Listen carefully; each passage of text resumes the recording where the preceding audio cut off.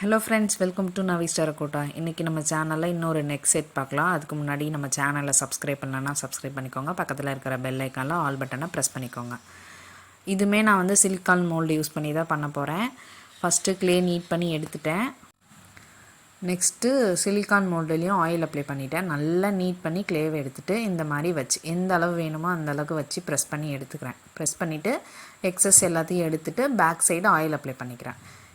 As usual எப்போதுமே நம்ம பண்ணுற மெத்தடில் பண்ணிக்கிறேன். அதனால் நான் ரொம்ப டீட்டெயில்ஸாக சொல்லலை. இந்த மாதிரி சைடு எட்ஜஸை லைட்டாக இந்த மாதிரி ப்ரெஸ் பண்ணி எடுத்துகிட்டு அதுக்கப்புறம் மோல்டுலேருந்து எடுத்திங்க அப்படின்னா ஈஸியாக நம்ம வந்து வெளில எடுக்கலாம். இப்போ பார்த்திங்க அப்படின்னா தெரியும், ஒரு லக்ஷ்மி, அதுக்கு கீழே வந்து ஒரு ரவுண்ட் ஷேப்பில் ஸ்டோன்ஸ் வச்சா மாதிரி. இதே மாதிரி எனக்கு எவ்வளோ பீஸ் வேணுமோ அவ்வளோ பீஸ் எடுத்துக்கிறேன். நான் வந்து நெக் செட்டுக்கு மட்டுமே ஒரு 15 பீஸ் எடுத்துக்கிறேன்.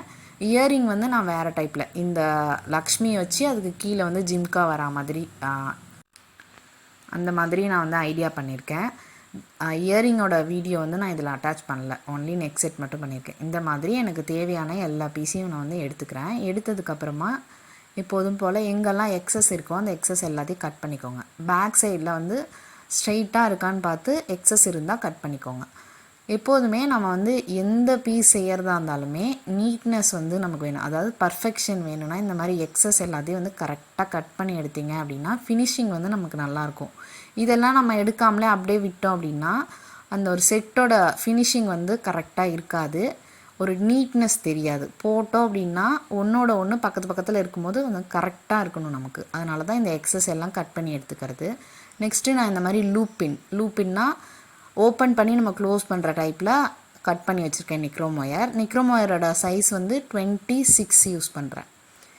ஒரு 3 பின் வந்து இந்த மாதிரி சென்டரில் 2 சைடில் வந்து அட்டாச் பண்ணிக்கிறேன். அட்டாச் பண்ணிவிட்டு ஹோல்ஸ் போட்டுக்கிறேன். ஹோல்ஸ் வந்து இந்த நெக் செட் பொறுத்த வரைக்கும் நான் வந்து 2 ஹோல்ஸ் போட்டுக்கிறேன், மேலே ஒன்று கீழே ஒன்று.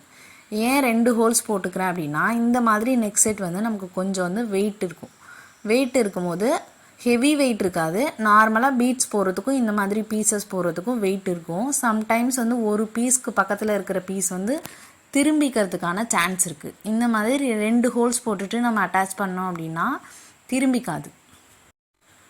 நான் வந்து இப்போ ஃபுல் அண்ட் ஃபுல் கோல்டு தான் யூஸ் பண்ணியிருக்கேன். அதனால் பேக் பண்ணிவிட்டு கோல்டு பெயிண்ட் பண்ணிவிட்டு எடுத்துட்டேன். நெக்ஸ்ட்டு வந்து ஜர்கான் ஸ்டோன்ஸ் எடுத்துருக்கேன். இது பேர் வந்து ஜர்கான் ஸ்டோன். இது பேர் வந்து சில்க் த்ரெட் இயரிங்க்கு கொடுக்குற பேஸ்.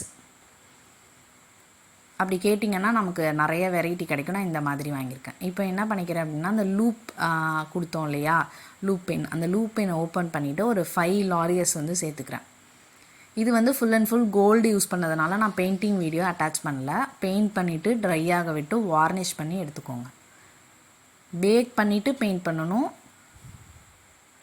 இந்த மாதிரி ஒரு 5 லாரியல்ஸ் போட்டுட்டு நான் வந்து க்ளோஸ் பண்ணிக்கிறேன். இதே மாதிரி எனக்கு எந்த இடத்துலலாம் லாரியல்ஸ் வேணுமோ ஒரு பீஸில் 3 இடத்துல நம்ம பின் கொடுத்துருக்கோம். அந்த எல்லா பின்னிலையும் இந்த மாதிரி லாரியர்ஸ் போட்டுட்டு நெக்ஸ்ட்டு நான் அந்த பேஸ் எடுத்துருக்கேன் இல்லையா, அந்த சில்க் த்ரெட் ஜிம்காவோட பேஸ், அதை என்ன பண்ணிக்கிறேன் அப்படின்னா B7000 க்ளூ யூஸ் பண்ணி இந்த லக்ஷ்மிக்கு கீழே ஒரு ரவுண்ட் ஷேப் கொடுத்துருந்தாங்க இல்லையா, அதில் வந்து ஸ்டோன் வேணும்னா நம்ம ஸ்டோன் ஒட்டிக்கலாம். நான் வந்து இந்த பேஸ் வச்சு அதில் வந்து ஜர்கான் ஸ்டோன் ஒட்ட போகிறேன். அதனால நான் என்ன பண்ணிக்கிறேன்னா B7000, ஏன்னா அது வந்து மெட்டல் பேஸ், மெட்டல் கேப் அப்படின்னு கேட்டாலும் தருவாங்க. அந்த மெட்டல் பேஸ் வந்து இதில் ஒட்டணும். அப்படி சாதாரணமாக க்ளூ யூஸ் பண்ணால் அந்தளவுக்கு ஒட்டாது. அதனால் B7000 யூஸ் பண்ணி நான் ஒட்டிக்கிறேன். நெக்ஸ்ட்டு இந்த கேப் எல்லாத்துலேயும் நான் வந்து ஃபேப்ரிக் க்ளூ யூஸ் பண்ணிக்கிறேன். ஃபேப்ரிக் க்ளூ யூஸ் பண்ணி ஜர்கான் ஸ்டோன்ஸ் எடுத்தோம் இல்லையா, இது வந்து எல்லா கலர்லேயும் அவைலபிள் இருக்குது நமக்கு ஸ்டோன்ஸு. நான் வந்து ஒயிட்டே எடுத்துருக்கேன். ஒயிட் எடுத்துகிட்டு ஒன்று ஒன்றா வந்து அந்த கேப்பில் எல்லாம் ஃபில் பண்ணிக்கிறேன்.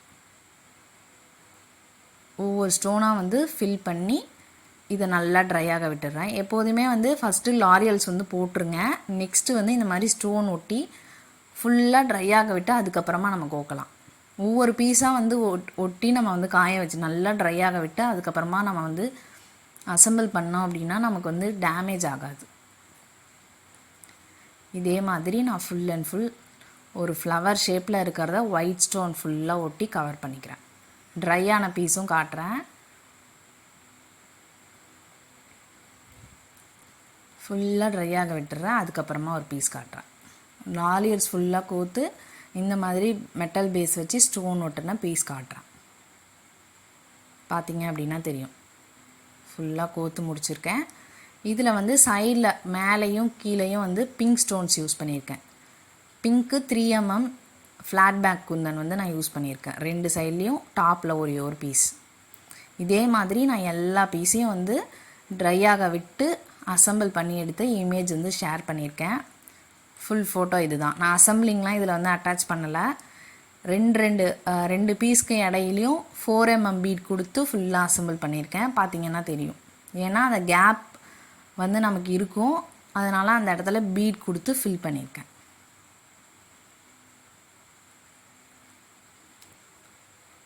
இதோட இயரிங் வீடியோ நான் வந்து ஷார்ட்ஸாக வேணால் அப்லோட் பண்ணுறேன். இந்த வீடியோ உங்களுக்கு பிடிச்சிருந்ததுன்னா லைக் பண்ணுங்கள், ஷேர் பண்ணுங்கள், மறக்காமல் சப்ஸ்கிரைப் பண்ணுங்கள். எந்த டவுட்ஸ் இருந்தாலும் கமெண்ட் பாக்ஸில் கமெண்ட் பண்ணுங்கள். இல்லை இன்னும் கொஞ்சம் டீட்டெயில்ஸாக வேணும்னா இன்ஸ்டாகிராமில் மெசேஜ் பண்ணுங்கள். தேங்க்யூ ஃபார் வாட்சிங்.